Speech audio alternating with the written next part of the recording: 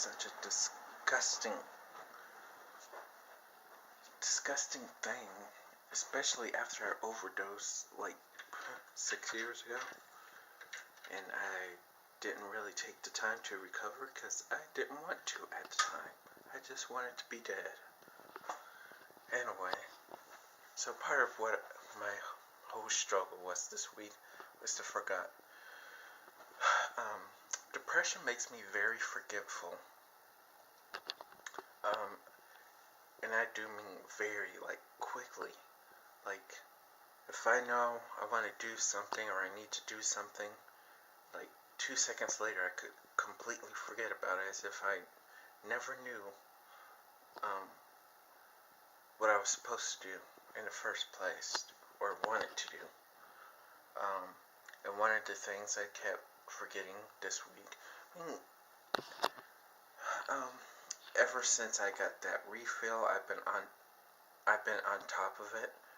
Mostly, there's been obviously still days where I forget, but this week I forgot at least a few times, and it made me quickly go on a down spiral. Like, my mood drops fast, and when I get like that, I become suicidal. Or even if I'm not suicidal, it makes me I still get suicidal fantasies. One of my favorite suicide fantasies is cutting my throat open with a piece of glass that you can easily just smash a light bulb across the wall and just use one of the pieces for that. I thought about that. Although I wouldn't do it in that method, it's too messy. I'm more of a choke myself type of person, which unfortunately is one of the problems I had within the past week. So I didn't choke myself with the belt that I have on. Let's see. Let's see if I can find it.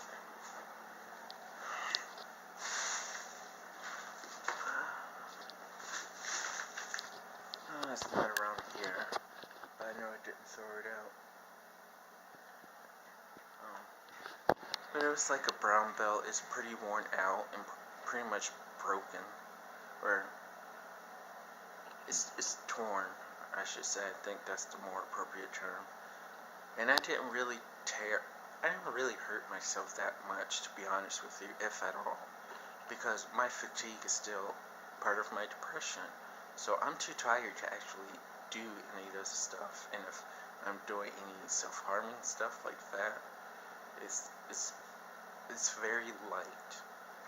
So when I put a belt around my neck, it wasn't painful. Like, I wasn't. And I stopped in less than a minute.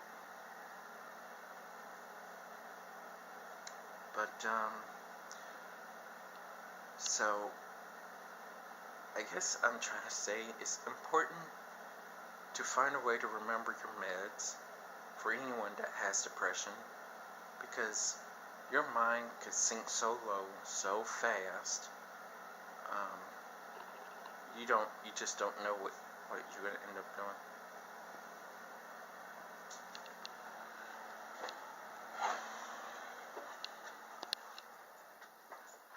And like I said, it wasn't like a major thing. It was very light, and I hardly hurt myself at all. But I think the whole point of me recovering is to stop doing that. But what's actually making me feel bad when it comes to this is the speed. Like, for example, I have a friend on Facebook and Twitter, and he has a live feed, and he was talking about his struggles with mental health and how he's recovering and felt so much better. Well, I got upset because I'm still struggling. Of course, he didn't have depression as long as I did. I have it for 17 years. And I feel like every time I hear a story about somebody else's depression, and I hear about their recovery and how happy they feel. I feel pressure to speed through my depression, like speed through it, just fast forward. And unfortunately, not only is that very unhealthy, it puts me in a panic. Like, I've had mild panic attacks for this, not really severe ones, but sometimes I have trouble breathing. Um, you know, what's some of the other symptoms of that? Like, your body starts to warm up. I feel very pressured. Like, I feel like a failure, and I feel like I need to be at other people's paces at recovery, not my own, because um, because I don't want to feel left behind in terms of recovery. I want to catch up like everyone else does. Um, but, and this is, I know that I'm not like everyone else. Everyone's situation on mental illness is a different story for a different person, but which means, depending on the circumstances, depending on how long that person had mental health, it could take them longer or shorter to recover. But I don't want to take longer. But it seems like I don't have a choice, which bugs me because I've been more on top of my meds lately. I think I'm starting to feel it a little bit, not a lot, because I still deserve to be killed off.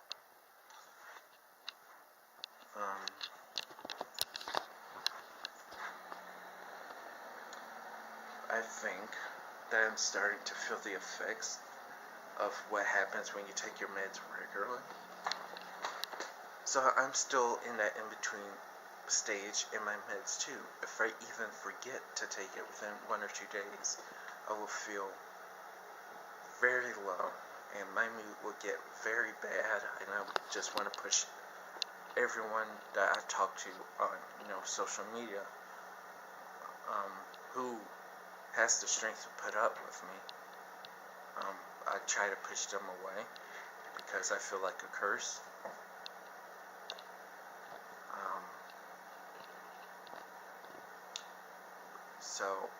But when I do take them regularly for a long duration of the time, I always start to feel better. And I have to admit, I don't want to admit this because I deserve to be killed for being a failure. Literally, I declared myself a failure, and I should kill myself for this. Like, at this point, although I'm going to say the part that I don't want to admit is that I'm starting to get this a small feeling of wanting to start to live again. I already know that despite that fact that my suicidal passion is dying down a little bit faster. Technically it really is dead already. I'm just really suffering. I'm still suffering the thoughts that keep coming up over and over again, but I just want to kind of re-explore life again. Not completely, maybe like 10% out of 100. But I already know, even with that, I'm still a failure. I'm recovering to be a failure. That's what I'm saying. And I don't like this. And sometimes I wish I could overdose, which I don't want to do again because last time it made me feel very sick and my body was unresponsive for 12 hours. I think I could have died that time, which would have been fine with me because I hate living. No friends, no family, nothing.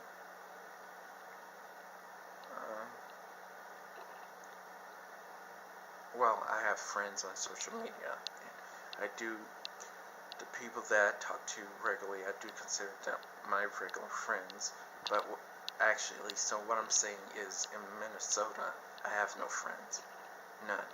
I've been here for 10 fucking years. These people don't want nothing to do with me. Period. They made that quite clear. So I have no support. The only thing that's helped me, that I'm struggling to do, are these vlogs. So, although I do want to live, I don't know how to do it. I don't know nothing. Like, it's just frustrating me. Which will lead to my next vlog, which is becoming a huge problem in terms of recovery and wanting to get my life together, which would be indecision. That would be part of the next vlog. But I think I'm always comparing myself to others. Everyone else is better at making friends. Everyone is loved, but I'm not. Comparing yourself, especially with mental illness, will always stress you out, and I have so many stresses as it is. Coming to the apartment is a stress. It's not a place to relax and chill. It's a place to stress and fear.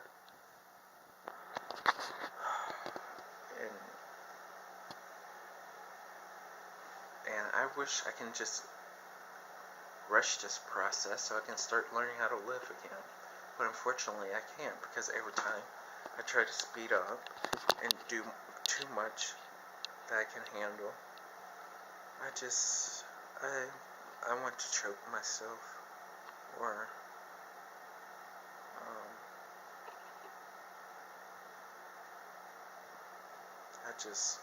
or not even that. My mood gets so low. I don't even want to leave the apartment. Like, seriously, that's what I was considering doing. Locking myself in the most stressful, uninhabitable apartment on fucking earth. That's doing nothing but putting my depression at a halt. So, even if I'm getting better outside, it gets worse and it pauses in here. So, I guess I don't really have a choice. I have to continue to take my meds. I need to do more of these vlogs, and I need to go at my own pace, because I can't do anything that I want in life if I ever get to that point, which I don't think I will. In order for me to do that, I need to get myself well, which means I need to invest more and more time towards recovery. But I can't. I have to be on my own pace, because I can't. I already know for a fact that I can't do more than what I can bear. That's pretty much it. So, there's that, I guess.